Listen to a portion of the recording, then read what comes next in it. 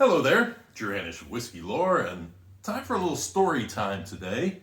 I have brought along with me a bottle of Jack Daniel's Bonded because I am going to tell a story about Jack Daniel's from an era when it was known as Jack Daniel's Black Label. Now, Black Label in the 1970s was a 5-year whiskey, and Green Label was a 4-year whiskey. And Lem Motlow at one time said that really, honestly, between the Green Label and Black Label, he couldn't tell a lot of difference. That once it got to that 4-year age, it really was it was solid at that point. In fact, previous to, I mentioned this on my Whiskey Lore Patreon about aging yesterday, that he actually was selling, coming out of Tennessee Prohibition, his almost white dog. He was selling it out of 10-gallon barrels and aging it for 6 months, and said, I think this is better than any 2-year whiskey that's on the market right now, because a lot of people were selling 2-year whiskey at that time because nobody had had enough time to age it. So, interesting thing in terms of story time today is that I'm going to go back to the 70s, and I'm going to pull back a story that a lot of people have forgotten. Maybe there's some people in East Tennessee that still remember this. I would imagine for the summer into the winter of 1972, this was a hot story, and people were really fascinated and wanted to see how it all turned out. You're going to hear it now. This is actually a story that would relate to something similar to PAPPYGATE. Now, you've heard the story of PAPPYGATE and how there were these guys who they'd found these cases of Pappy Van Winkle, and they were slowly bringing them out of the Buffalo Trace Distillery and getting great sums of money for them. Well, back in 1972, there were some crafty young fellows and some little bit older who probably should have known better, who discovered that Jack Daniel's would have their 63-foot trucks filled with Jack Daniel's just waiting for a cab to come along, pick them up, and take them to their destination. And so these guys were starting to stake out the Jack Daniel's distillery to see what their schedules were. And now this is a time period when Jack Daniel's was on allocation. In fact, the years after this, there are a lot of stories in the papers that talked about people complaining, we can't find Jack Daniel's anywhere.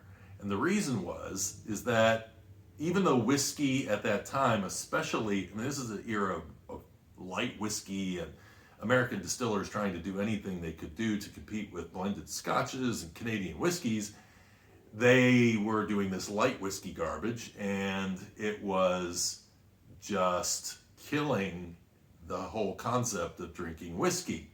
But yet Jack Daniel's was doing great, and they never really bowed to this whole light whiskey movement, and they were increasing their sales by 10% every year, and they weren't really prepared for the amount of interest that the whiskey was getting in. By 1975, they actually had a year where they went up 25% in sales, and then they definitely were out of whiskey. People in Nashville were complaining that they couldn't get Jack Daniel's. It's like it's made in this state, and even people at Jack Daniel's were going, we can't find bottles of whiskey around here. It's just impossible to find.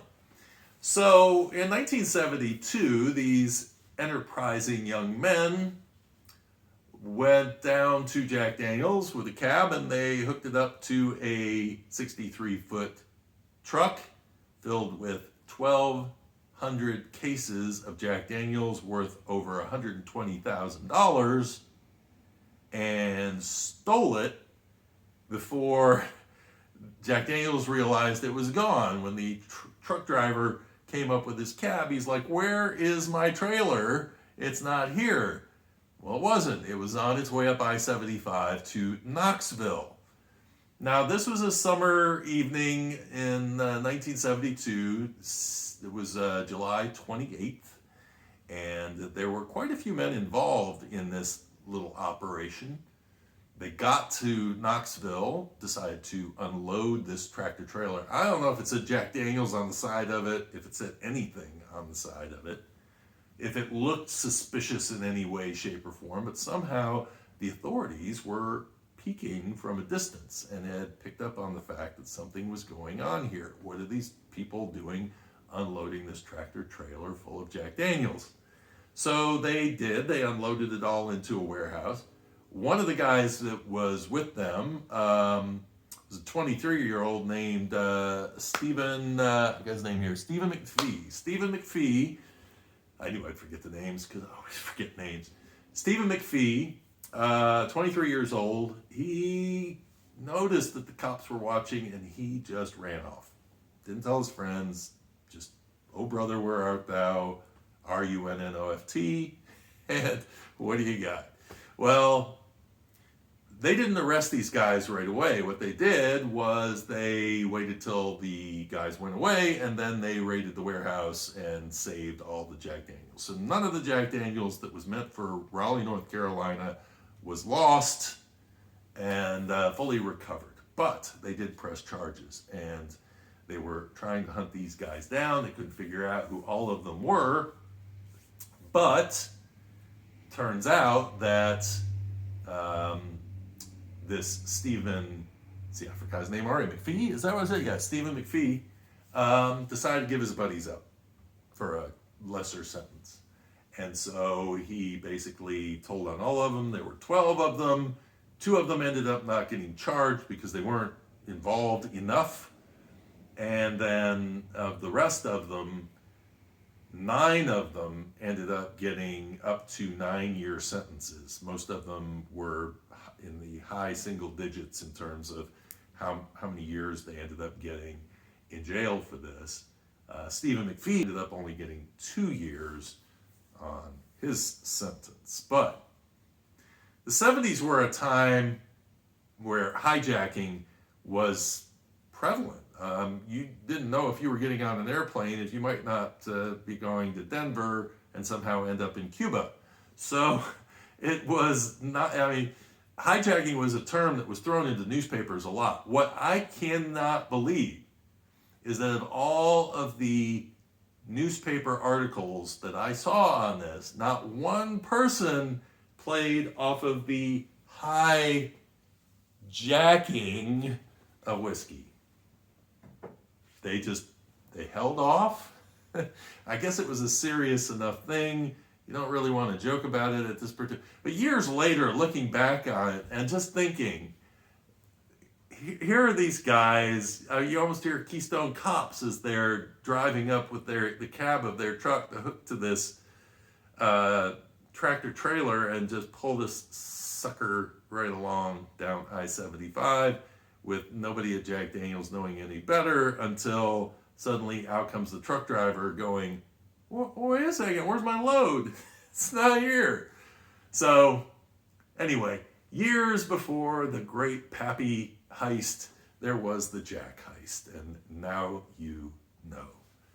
I don't know how much longer this bottle of Bonded is going to last. I will tell you that I still love the nose on this sucker.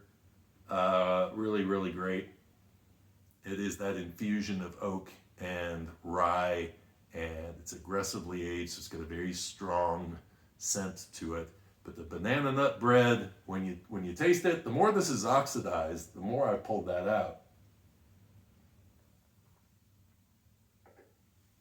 I think next time I buy this, I'm going to buy I think there's a liter size. I know there's a bigger size, and actually it's a better price to buy it in that larger size. So I will probably do that because the 700 ml bottle is a little dainty for me. I understand that they're trying to match their bottle sizes to what they produce for the rest of the world, but not one of my favorite things. Anyway, hope you enjoyed story time today. I've been doing this research on the Tennessee whiskey history book, and I came across that story, and there's just some of these that are so fun. And I'll be sharing a lot more of those stories on Patreon along the way, and then when the book comes out, you get to read more of those. And I'm going to be putting pictures of my distillery visits and all the rest up on Patreon as well. So if you're not on there, you might want to consider it. $5 a month, and you get a chance to see a good, decent amount of extra historical content and travel photographs. Hope you enjoyed this, and I was going to mention, actually, too, Jack Daniels had put out a press release and asked me if I would mention it, and I will mention it because I'm a big F1 fan, and apparently they have come out with a commemorative bottle for McLaren that is toasting Bruce McLaren, the man who started McLaren, and Jack Daniel, who started Jack Daniel's Distillery. And so, like I said, I'm a big F1 fan. I'm probably more of a Red Bull guy myself in terms of who I root for, but I always like promoting F1 wherever I can, and it's been 3 weeks since the last race, so it's starting to wear on me a bit, and I'm looking forward to some action this weekend. Anyway, look for that bottle. Not sure what markets it's going to be in. They said limited edition on that, but now you know. And also, if you'd like to leave comments down below, do so. Did you enjoy this particular story? Did you know this story? Would you like more stories like that on the YouTube channel here? I'm more than happy to throw those in. And until next time, cheers and Slainte.